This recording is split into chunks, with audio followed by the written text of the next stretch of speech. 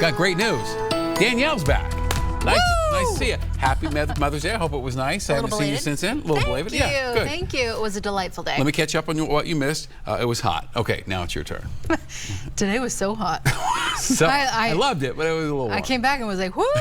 I am in a microwave. Hey, good news is cold front on the way tonight. All right. And then another one on the way for us tomorrow. So that's going to drop us back to the 70s. Right. I mean, that sounds fantastic to me. So maybe a Mother's Day gift a little late. 85, that was today's high. 90, that's the current record. It was last set back in 1915, but like I said, some cooler air is pushing back in. We were in the 90s out there in Greeley this afternoon. Just a scorcher for eastern Colorado. 92 in Lamar. We were in the mid-70s around Steamboat, Eagle, Aspen, and Gunnison as well.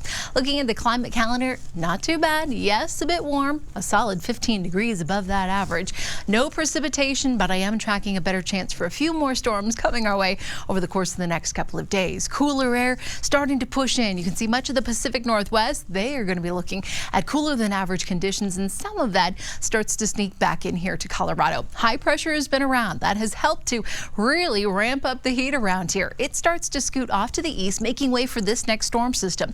It's pushing in across Idaho, Wyoming, Montana, even parts of Nevada and Utah getting in on the action. Gusty winds out ahead of it. We'll see one front slide through this evening. A stronger cold front rolls in tomorrow afternoon. You will feel it and you'll probably hear it because those winds will be howling. Tonight we're down to about 48, so a little cooler than the past couple of evenings. Upper 40s in northern Colorado, still pretty mild off to the eastern plains, in the low 50s with more 30s up in the high country. We'll drop down to about 41 in Estes Park as well as the Red Feather Lakes with upper 40s in Aurora and through Parker. I'll show you the futurecast. So here we are about 11 o'clock. Clear skies, a really quiet night for us.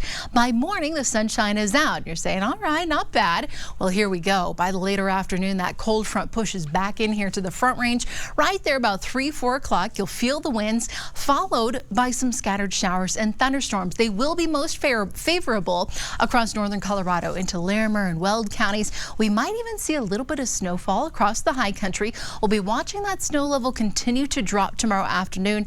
I would say into the evening down to about 8,000 feet or so. Thunderstorm activity continues up across our border with Wyoming and parts of Nebraska. It's about 7 o'clock or so tomorrow evening, possibly a few here in Denver, but you can see the strongest storms will be impacting our neighbors out to the north and to the east. 11 o'clock, few still going strong with that snowfall ramping up across the high country areas. I don't imagine seeing too many travel issues just because it has been so mild. General thunderstorms possible out there toward Montana, Wyoming, and through Colorado.